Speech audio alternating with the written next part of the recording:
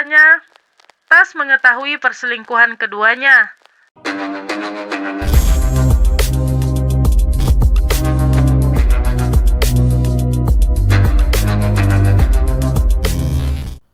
Sultan Syahrir si Bung Kecil dengan kemampuan diplomasi tingkat tinggi sebagai Perdana Menteri Republik Indonesia yang pertama, Syahrir berhasil membuat Indonesia mendapatkan pengakuan de facto Belanda melalui Persetujuan Linggarjati tahun 1947. Namun siapa sangka, di balik kesuksesan karir politiknya, lelaki yang akrab disebut si Kancil ini memiliki kisah cinta yang kurang mulus. Pada Juni 1929, Syahrir melanjutkan studinya ke Belanda. Di negeri kincir angin, dia aktif dalam organisasi Perhimpunan Indonesia. Bahkan boleh dikatakan sebagai orang kedua setelah Bung Hatta, dalam organisasi tersebut Syahrir dikenal sebagai sosok yang flamboyan karena memiliki hubungan khusus dengan beberapa orang wanita. Begitu pula dengan salah seorang sahabatnya yang bernama Maria Johanna Ducetow. Amsterdam adalah kota yang hangat bagi Syahrir. Di kota ini, dia mampu mengenal berbagai macam orang dengan latar belakang yang berbeda-beda, termasuk rekan-rekan yang sealiran dengannya, seperti Salomon Tas, seorang wartawan berhaluan kiri yang saat itu menjabat sebagai Ketua Social Democratic Student Club, perkumpulan mahasiswa sosialis demokrat Amsterdam. Tas menjadi salah satu sahabat dekat Bung Kecil. Persahabatan keduanya semakin dekat ketika Syahrir harus tinggal di apartemen milik Tas sejak tahun 1931. Di dalam apartemen tersebut, Salomon Tas tinggal bersama wanita yang sudah dinikahinya, namanya Maria Johanna Ducetow. Pernikahan mereka dikaruniai 2 orang putri. Selain dengan keluarganya, apartemen tersebut juga ditinggali oleh sahabat Maria yang bernama Judith. Tas, Maria, Syahrir, dan Judith menjadi sahabat karib. Keempatnya memiliki banyak kesamaan, seperti sama-sama menggemari sastra, film, dan juga musik. Mereka terbiasa menonton film dan teater, stage show board, dan menghadiri pertemuan politik di bar American. Di restoran tersebut, Tas membentuk perkumpulan mahasiswa sosialis demokrat.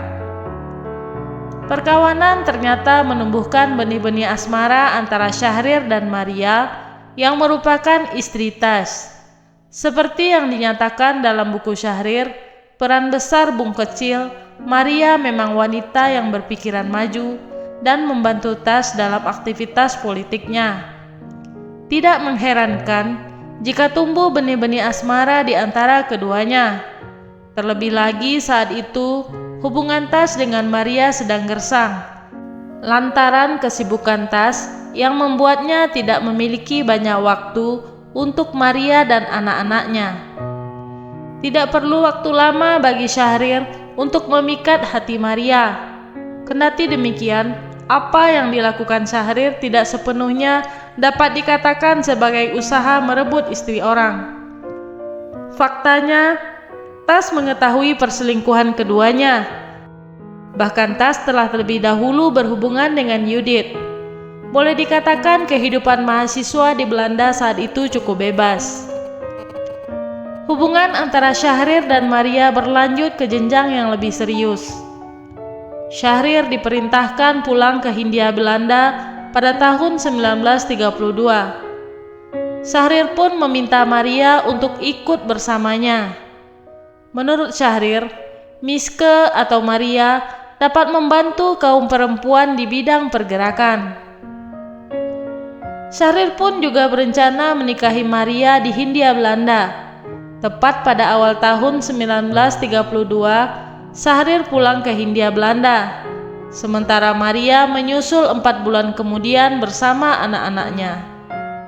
Pada April 1932, keduanya bertemu di Medan. Maria menempuh perjalanan dari Kolombo. sedangkan Syahrir berangkat dari Batavia. Pernikahan antara keduanya terjadi pada tanggal 10 April 1932 di sebuah masjid di Medan.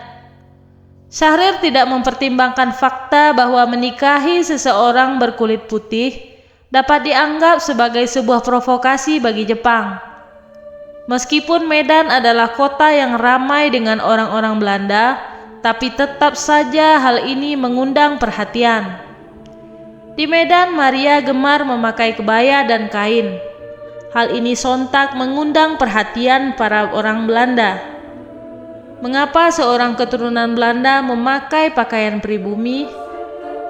4 hari setelah pernikahan, Maria menjadi perbincangan di kota karena masuk ke dalam sebuah berita di surat kabar Sumatran Post. Dalam pemberitaan tersebut tertulis, perempuan bersarung kebaya dalam penyelidikan polisi. Sebulan setelahnya, polisi mulai menyelidiki dokumen pernikahan Maria. Polisi menemukan fakta bahwa Salomon Tas belum menceraikan Maria secara resmi. Hal ini menimbulkan keributan di kalangan ulama yang menjadi saksi dalam pernikahan Syahrir dan Maria karena mereka menikah secara Islam. Setelah 5 minggu, tepatnya 5 Mei 1932, pernikahan Syahrir dan Maria dibatalkan oleh pemuka agama setempat. Kemudian Maria dipulangkan ke Belanda pada 10 Mei 1932. Pernikahan mereka pun kandas membuat hati Syahrir pun pedih. Terlebih Maria sedang mengandung anak mereka.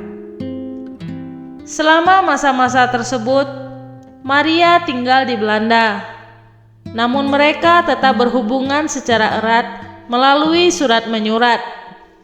Pada tahun 1934, Syahrir berniat menyusul ke Belanda menggunakan kapal uap SS Aramis. Akan tetapi, niatnya tidak terlaksana lantaran Syahrir dan Hatta ditangkap. Setelah masa penahanan berakhir, Maria dan Syahrir kembali menikah pada 2 September 1936. Pernikahan dilangsungkan secara jarak jauh yang diwakili oleh pelukis Salim. Pernikahan tersebut menciptakan situasi yang serba tegang di kantor gubernur. Untuk meredam masalah, Syahrir meminta Maria untuk menyusulnya ke Banda Neira. Namun ketika itu, Maria tidak punya uang simpanan yang cukup untuk berangkat ke Banda Neira. Pada tahun 1939, ketika Maria sudah memiliki cukup simpanan, kapal yang berlayar dari Belanda ke Hindia Belanda sudah tidak beroperasi. Keduanya kembali melanjutkan hubungan dengan surat menyurat. Setelah 15 tahun berpisah, keduanya kembali dipertemukan dalam pertemuan New Delhi yang diatur oleh Jawaharlal Nehru. Namun hubungan keduanya seperti sudah getir.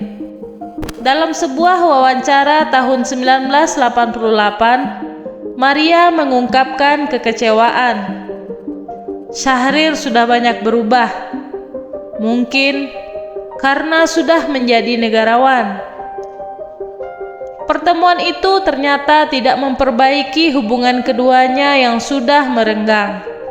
Tepat pada tahun 1948, keduanya memutuskan untuk bercerai. Belakangan diketahui bahwa Maria ternyata dekat dengan adik Syahrir yang tinggal di Belanda, yakni Sultan Syahsyam. Sultan Syahrir memiliki kisah cinta yang lain dengan seorang wanita yang bernama Siti Wahyunah. Siti Wahyunah atau akrab disapa Poppy Syahrir mulanya adalah seorang sekretaris Perdana Menteri.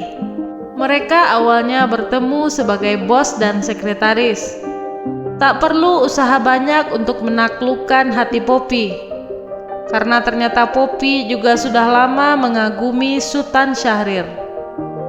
Syahrir bahkan berani mengajak Poppy ke resepsi pernikahan Gubernur Jenderal Belanda H.J. van Mook.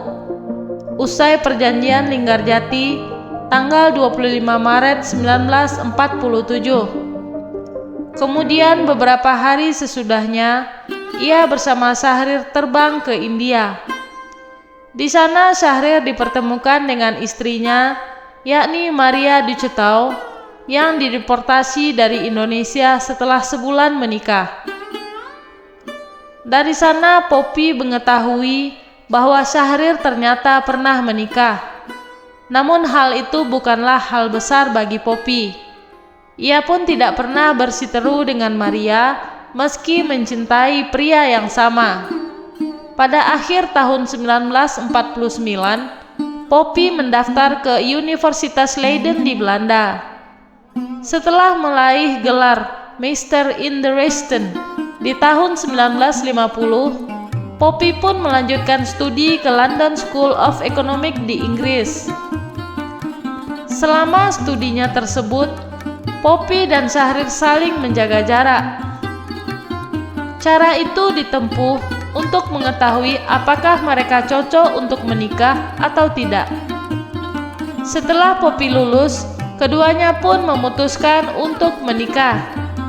Poppy yang berada di London dan Syahrir yang berada di Jakarta memilih untuk terbang ke Kairo, Mesir, dan melangsungkan pernikahan di sana. Pernikahan mereka dipimpin oleh Rektor Universitas Al-Azhar, yakninya Syekh Abdul Magud Selim, dan didampingi wali Poppy, yakni adiknya yang bernama Sujat Moko. Sultan Syahrir dan Poppy menikah di usia 42 dan 31 tahun. Dari pernikahannya dengan Poppy, Sultan Syahrir dikaruniai 2 orang anak, yakni Kria Arsyah atau Buyung tahun 1957 dan Siti Rabiah Upik Parvati di tahun 1960. Poppy dan Syahrir selalu bersama. Bahkan saat Syahrir terkena stroke dan komplikasi yang cukup parah, Poppy setia menemani sang suami. Dengan penuh kesabaran, Poppy meminta kepada Presiden Soekarno untuk mengizinkan Sultan Syahrir berobat ke luar negeri untuk menjalani fisioterapi. Akhirnya Syahrir dan Poppy diizinkan terbang ke Swiss. Di sana, Syahrir menjalani terapi 2-3 kali dalam sepekan, seperti menggerakkan tangan, menulis, dan berartikulasi. Pada tanggal 11 Maret 1966, Soeharto secara de facto menggantikan kepemimpinan Soekarno. Melansir buku Syahrir, peran besar Bung Kecil terbitan Tempo, Syahrir dan Poppy pun menyaksikan berita tersebut dari televisi. Seusai peristiwa itu, kondisi Syahrir semakin memburuk. Pada tahun 1966, Syahrir dilarikan ke rumah sakit Zurich dan didiagnosis mengalami pendarahan di otak. Selama 7 hari Sultan Syahrir mengalami koma, hingga pada akhirnya 9 April ia dinyatakan meninggal dunia. Pada tanggal 16 April 1966, terdapat dekret yang ditekan Soekarno yang menyatakan bahwa Syahrir merupakan pahlawan nasional dan diharuskan pemakaman negara dengan penghormatan. Pada 17 April 1966, jenazah Syahrir tiba di Indonesia dan dimakamkan di Taman Makam Pahlawan Kalibata, Jakarta. Sepeninggal sang pujaan hati, Poppy berusaha tidak memperlihatkan kesedihannya. Poppy pun meninggal dunia pada 8 Maret 1999 di usia 89 tahun. Ia menyusul pujaan hatinya Sultan Syahrir setelah ditinggal selama 33 tahun.